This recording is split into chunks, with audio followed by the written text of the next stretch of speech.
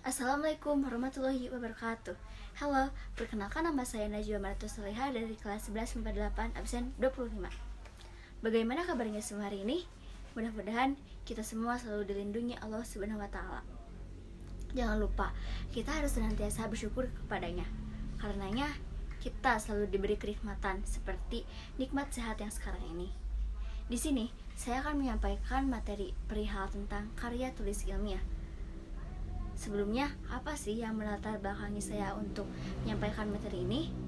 Selain karena merupakan salah satu materi pada pembelajaran bahasa Indonesia kelas 11 semester 2, karya tulis ilmiah juga merupakan karya tulis yang terdapat data, kesimpulan, dan informasi lainnya yang akan berfungsi sebagai referensi bagi para ilmuwan lain untuk melakukan penelitian atau studi lebih lanjut.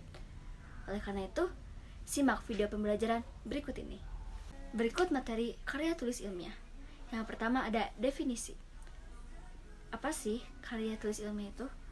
Karya tulis ilmiah adalah karya tulis yang dibuat dengan prinsip-prinsip ilmiah yang ditulis berdasarkan data dan fakta. Selanjutnya, adapun tujuan dari karya tulis ilmiah. Di sini saya akan menyampaikan beberapa tujuan karya tulis ilmiah, di antaranya untuk menginformasikan pada pembaca terkait suatu masalah beserta jawabannya. Karya tulis ilmiah juga digunakan untuk membuktikan kebenaran suatu fakta.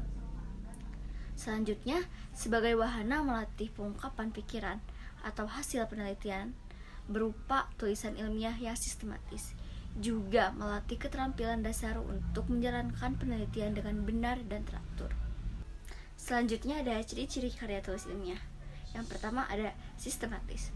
Susunan teks dalam karya ilmiah dibuat teratur dengan pola baku, dimulai dengan pendahuluan dan diakhiri dengan simpulan. Yang kedua, logis. Isi karya ilmiah dapat menerapkan dan dibenarkan oleh akal sehat, antara lain didasari dengan hubungan sebab akibat. Yang ketiga, objektif. Pernyataan yang ada dalam karya ilmiah didasarkan pandangan umum, tidak didasari pandangan pribadi penulisnya. Dan yang keempat, faktual. Kebenaran karya ilmiah didasarkan kenyataan yang sesungguhnya, tidak imajinatif. Adapun macam-macam karya tulis ilmiah. Yang pertama ada makalah.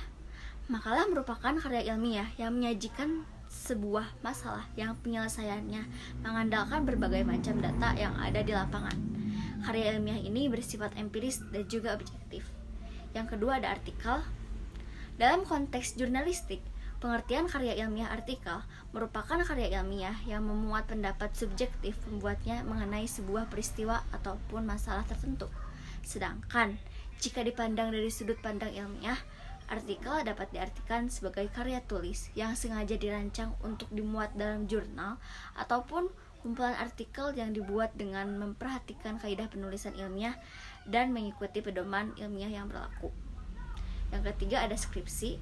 Skripsi merupakan karya ilmiah yang dibuat oleh mahasiswa untuk bisa mendapatkan gelar sarjana atau S1. Skripsi memuat tulisan berisi pendapat penulis dengan mengacu ataupun berdasarkan teori yang telah diterbitkan sebelumnya. Yang keempat ada kertas kerja. Kertas kerja atau work paper pada dasarnya sama dengan makalah, namun dibuat dengan analisis yang lebih mendalam dan tajam, serta dipresentasikan pada seminar atau lokakarya yang biasanya dihadiri oleh ilmuwan. Dan yang kelima ada paper. Paper adalah sebutan khusus untuk makalah di kalangan mahasiswa dalam kaitannya dengan pembelajaran dan pendidikannya sebelum menyelesaikan jenjang studi diploma, S1, S2, dan atau S3. Sistematika penulisannya pun sama dengan artikel dan makalah, tergantung panduan yang berlaku di perguruan tinggi yang bersangkutan. Keenam ada tesis.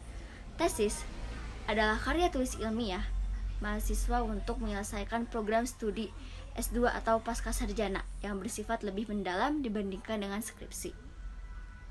Tesis mengungkapkan pengetahuan baru yang didapat dari penelitian yang dilakukan individu yang bersangkutan. Yang ketujuh ada disertasi. Disertasi atau PhD tesis diperuntukkan bagi mahasiswa program S3 atau meraih gelar doktor. yang mengemukakan analisis yang dapat dibuktikan oleh penulis berdasarkan dengan data dan fakta yang sahih atau valid dengan analisis yang terperinci. Disertasi berisi suatu temuan penulisan sendiri yang berupa temuan orisinal. Untuk materi terakhir pada karya tulis ilmiah ini ada struktur. Struktur karya ilmiah ada 3. Yang pertama, pendahuluan. Bagian pendahuluan berisikan dasar-dasar penelitian ilmiah yang dilakukan, masalah yang diangkat, dan mekanisme penyelesaian masalah itu. Yang kedua, ada isi dan pembahasan. Bagian isi dan pembahasan ini bisa terdiri dari 1 atau lebih bab. Jumlah bab pada bagian ini bergantung seberapa pelik pembedahan dan pembahasan dari bahan penelitian. Yang ketiga, ada simpulan.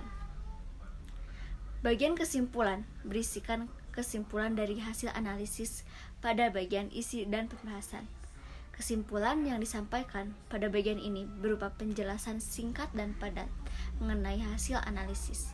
Biasanya bagian ini hanya terdiri dari 1 bab.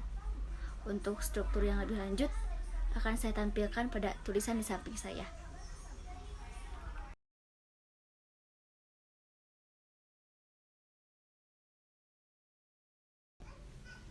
Setelah materi yang telah saya sampaikan tadi, saya dapat menyimpulkan bahwasannya materi karya tulis ilmiah ini sangat penting dan berguna bagi kehidupan kita.